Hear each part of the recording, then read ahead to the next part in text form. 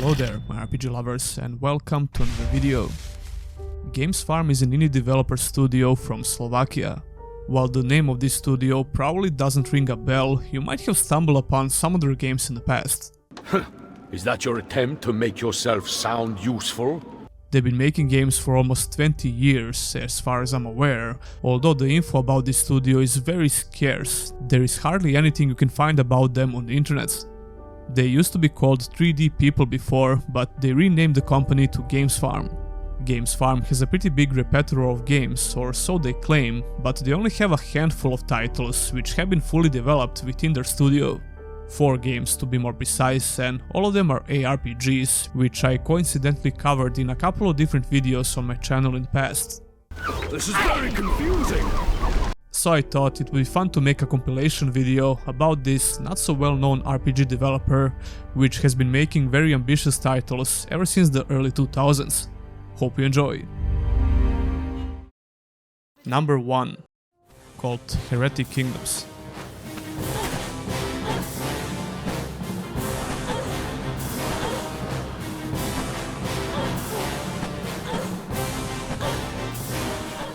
Kult Heretic Kingdoms, or Heretic Kingdoms The Inquisition, is an isometric action RPG originally released in 2004. Yeah, the game had 2 different names, one for North America and one for the rest of the world, I guess. If you watched the 6th episode of Hidden Gems or Trash, you might remember me covering Shadows Awakening RPG. Well, that game was technically a sequel to Heretic Kingdoms. However, you might get confused by Shadows Heretic Kingdoms, which came out in 2014. That was basically the same game like Shadows Awakening, but it was not feature complete, it was only 1/3 of the game. I'm not trying to get you confused, but the whole publishing situation with these games is kinda messy.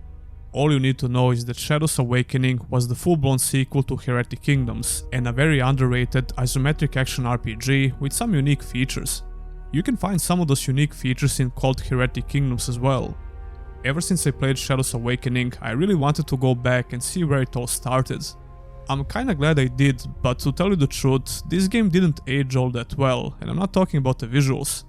In fact, I actually like the art style a lot, and there are plenty of interesting things to see while exploring the world. The story takes place hundreds of years after the god of this world was killed. The hero called Arkor was wielding the Godslayer sword, and centuries later, one of his descendants used the power of that sword to rule the world. He was eventually defeated, and the Inquisition was formed to destroy any form of religion in the world. You play as Alita, who is an Inquisitor in training, but also another descendant of Arkor capable of using the Godslayer sword. I was surprised with different dialogue options that you can select, which actually seem to matter. These decisions you make will affect how the story ends, but it also affects your standing with the Inquisition. So it's not just a linear story, although the storytelling itself is pretty basic in general. It's not a very interesting story, to be honest. It lacks memorable characters and maybe some plot twists. But it was enough for me to enjoy it and not get completely bored. The dialogue is very rough sometimes, but hey, it was their first game, give them a break. How is that possible? Although I had some problems with the storytelling in Shadows Awakening as well, mainly because it can get a bit confusing at times. This is very confusing! You get used to it. But overall, they vastly improved the storytelling and dialogue in general in Shadows Awakening. The story is told through a lot of scripted dialogue interactions, as well as these beautiful artistic slideshow cutscenes, I guess. Speaking of interesting things to see, the game has various locations that look unique, even though the exploration itself is not amazing by any means. This world map has a bunch of different areas that you'll unlock, which are connected with a loading screen. It reminds me of How to Be a God, another similar RPG I covered in the series. You're a smart guy! The size of all of these locations is pretty decent, but they still kinda feel linear to explore. The minimap can be very confusing or straight up broken. At first, it might seem like you can only explore within the gray zone, but you'll have plenty of situations where that's not the case. That's just a minor issue, I guess, although traversing some of these areas can be frustrating because of this. The second reason for some light frustrations are the controls. Look, let's get this straight, this is an old game, obviously. But whenever I'm trying to objectively criticize these game features, I'm also taking in consideration other games from similar time periods which did the same thing better or worse. plenty of other similar isometric RPGs from the same time period, or even older games for that matter, had better controls. First of all, moving around is not that bad, but instead of just clicking, you have to hold the left mouse button, otherwise your character will stutter a bit.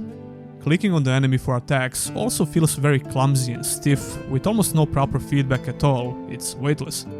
Despite those issues, I could still kinda enjoy the gameplay, especially after your character gets a bit stronger. You will discover various attunements that you can use, which will essentially shape your builds. Most of them will give you some passive effects, and it's up to you to adjust that certain playstyle with the best items you can find, or buy. The game doesn't mess around when it comes to the difficulty, mainly because of how the healing works. You have hit points and blood points, which will gradually reduce each time you heal. And if you want to completely replenish the hit points and the blood points, you have to find a place to sleep. I think this made the game unnecessarily more frustrating in combat, especially because the combat itself looks like this.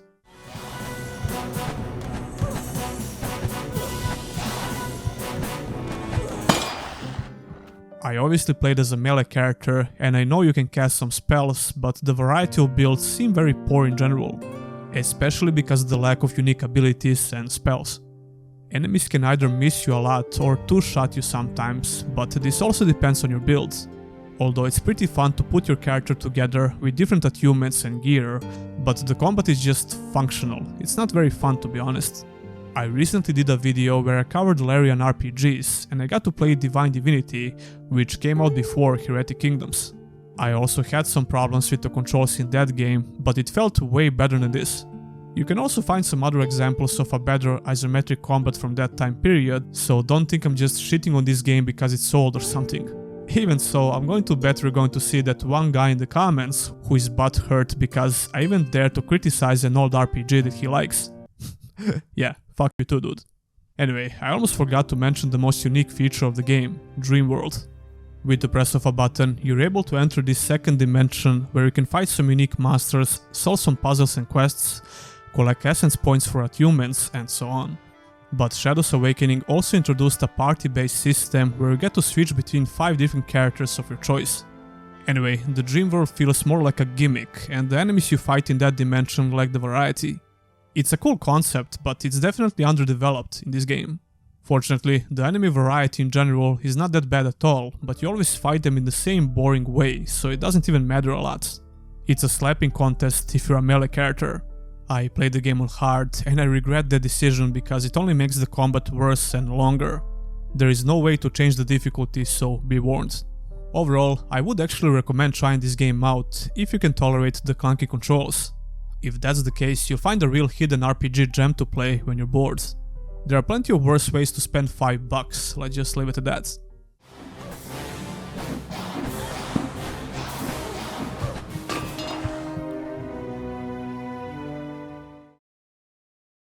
Number 2. Shadows Heretic Kingdoms. Shadows Heretic Kingdoms was supposed to be a sequel to Kult Heretic Kingdoms, and technically it was. But let me start by saying that there is absolutely no reason to buy this game today. Really? It's the same old crap hole it's ever been. Not because it's bad, far from it actually. The game has some amazing moments and unique features for an isometric ARPG, and we're going to talk about that very soon. The reason why you should not buy this game today is because it's unfinished. This game originally released in 2014, and it was an early access version of Shadows Awakening, which came out 4 years after this title. The whole situation with these games is way more complicated than it should be, and you should never try to confuse your potential buyers like this. I'm not only blaming Games Farm here, but Calypso Media as well, the publisher of these games. Listen, I'm just speculating here, but I'm willing to bet the publisher has a saying when it comes to situations like this. The bottom line is, I think this game should be removed from Steam and GOG. Although even if you buy this game on Steam, you should get the key for Shadows Awakening, the full game, but I would not recommend trying that. I'm not sure if GOG gives you the key for Shadows Awakening if you buy this game, but like I said, I would recommend staying far away from this title because it's an inferior version of Shadows Awakening, the game that came out 4 years after this game. In the meantime, Games Farm has been working on a totally different ARPG, which came out in 2017. Number 3. Vikings, Wolves of Midgard.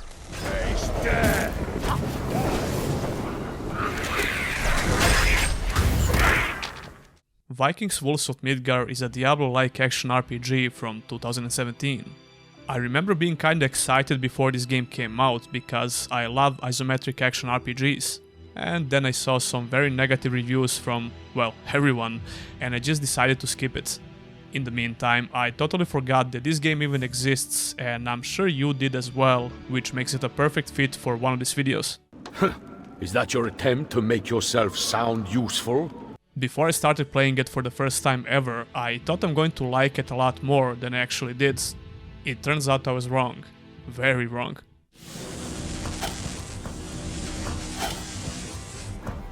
What? In fact, this is the first game since I started working on the series that almost made me rage quit, but we'll get to that very soon. I played this game on my PS5 because it's free if you have PlayStation Plus subscription. The plan was to try it out on the PC as well, but after I played it on the PS5, I just refused to spend any money on the game. I'm a huge fan of Vikings in general, so naturally the setting of this game was very appealing to me. Even though it was obvious that it's going to be a very generic Norse mythology setting, but that wouldn't be a problem if the gameplay was better. You start the game by making your character and you get a couple of customization options. It's a pretty basic character creation menu. The most important option is to select one of the Norse gods, which will give you a starting weapon and one ability. After that, I started the game on hard because I didn't want to be a peasant. The intro cutscene is very vague, it only mentions the Ragnarok, the event which is supposed to destroy everything. The harbinger of Ragnarok, the end of all things. You're the main hero, obviously, who is supposed to save everyone, and that's pretty much it. Like I said, nothing unique. Right off the bat, you get into a fight with some goblins, and the first impressions of the combat are not very good. It's far from the worst action combat that I experienced in these types of games, and it kinda gets a bit better when you get a couple of more abilities.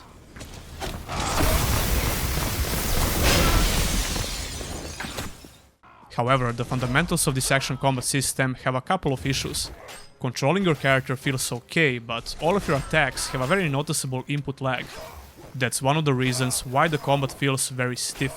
Another big reason for that are attack animations. And again, not the worst I ever experienced, but they're not very good, to put it lightly. On top of those issues, the game has very bad hitboxes, which is actually the biggest issue with the combat.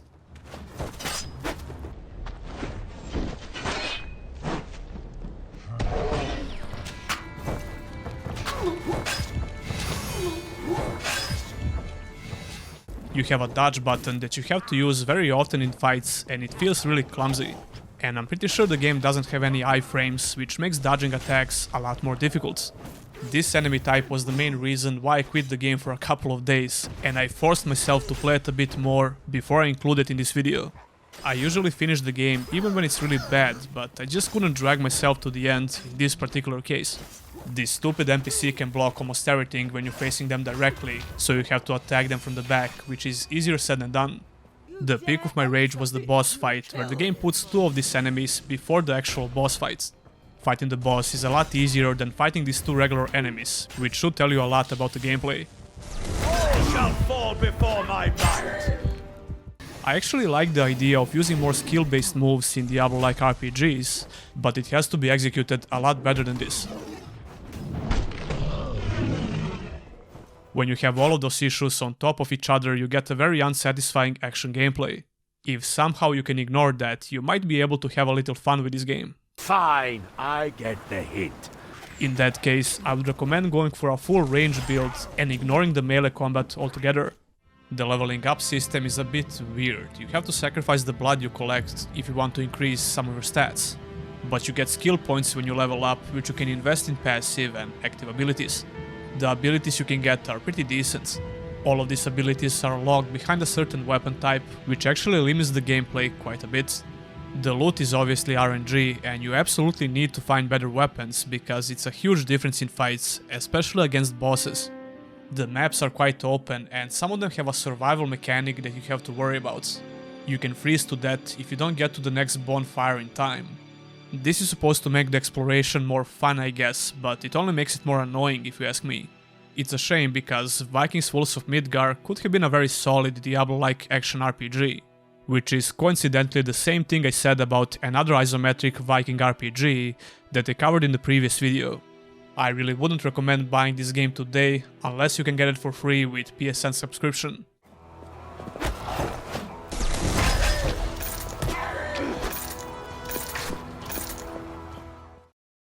Number 4. Shadows Awakening.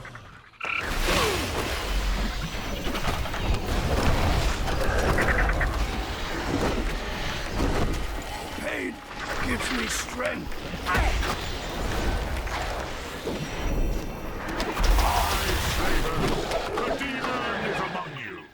Shadows Awakening is an isometric action RPG that came out in 2018.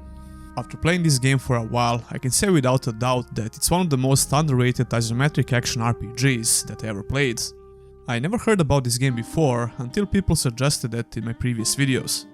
First of all, what the fuck is this name, man? It's very stupid and kinda generic.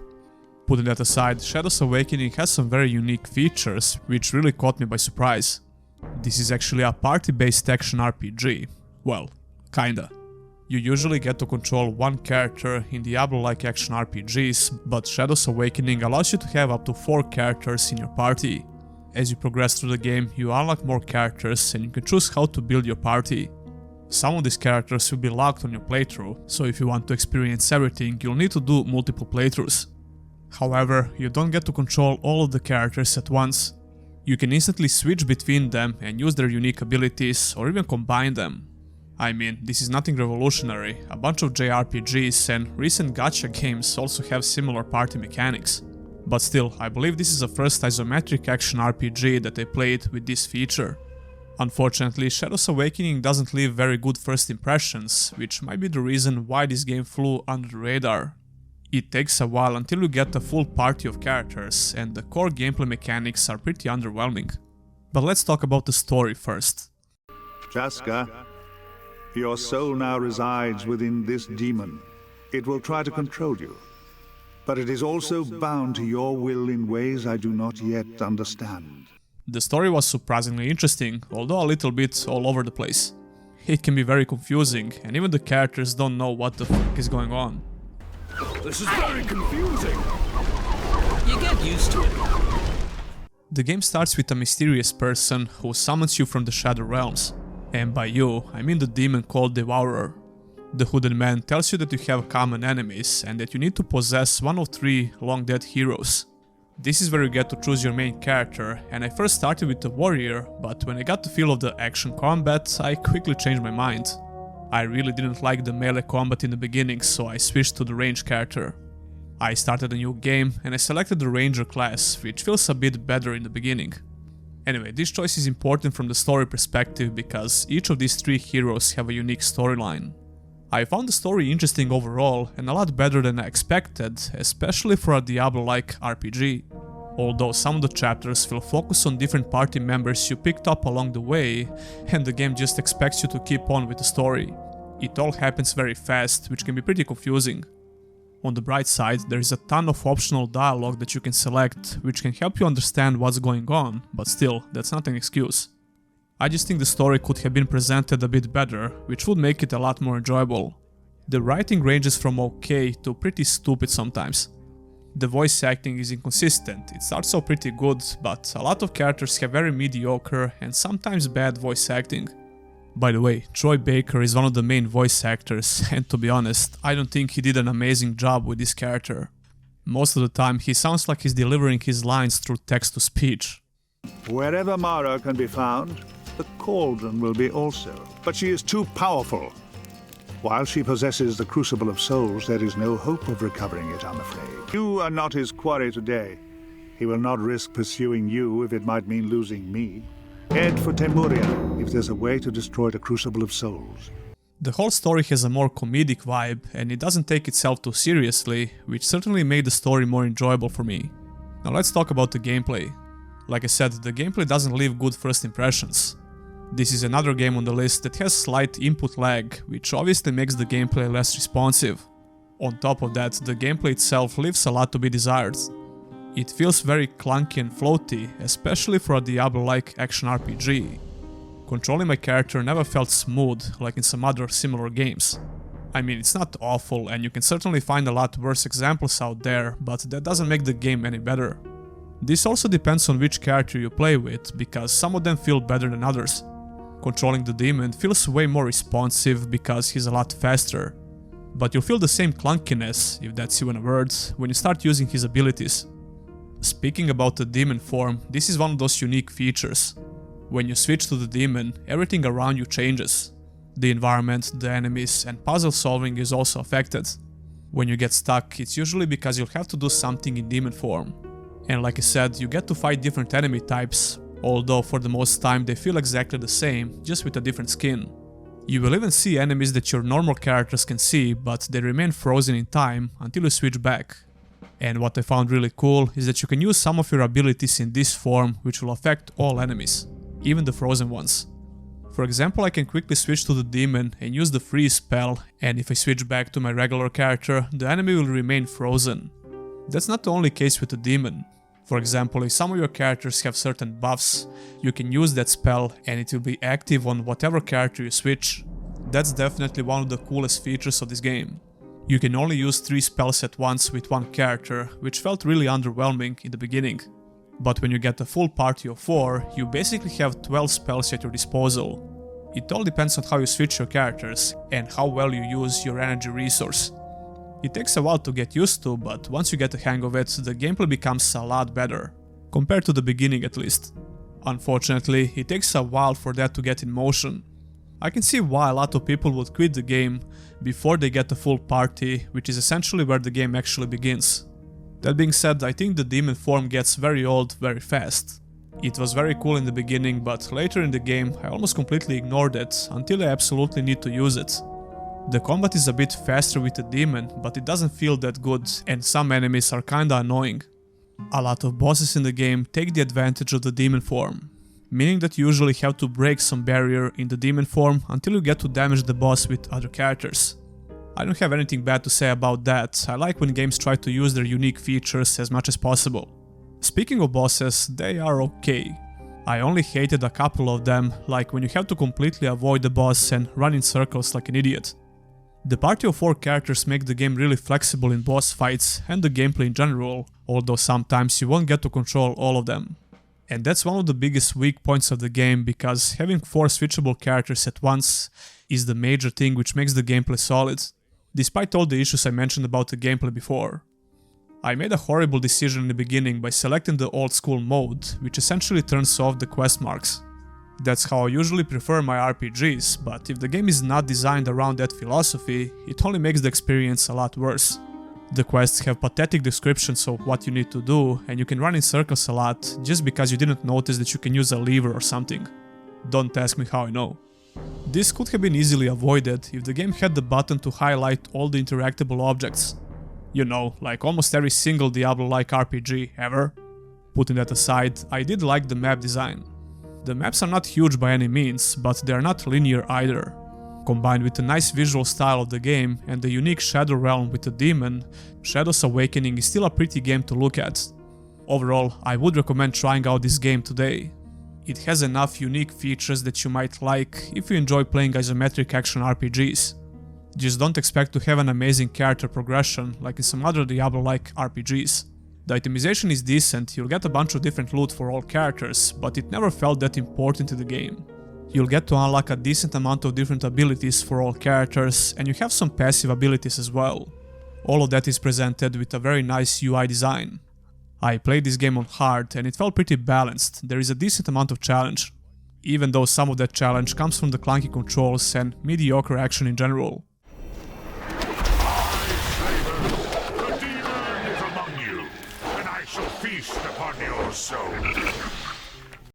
Anyway, tell me what you think about this studio and their games. Did you play some of them, and which one did you like or hate the most? Leave a comment down below. I'll also have GOG links for some of these games in the description, so if you want to support the channel, you can buy them through those links. Speaking of supporting the channel, I just launched my personal store, where you can buy some interesting t-shirts and hoodies. Check out some cool designs in the theme of the channel, like this RPG Zone hoodie or Nameless Hero t-shirt. But you'll find a lot more if you follow the link in the description. I think that's a great way to get something back for supporting the channel. And of course, you can always become a Patreon or a YouTube member and get your name on the end credits of my videos. Many thanks to all of my current supporters, and I'll see you in the next one.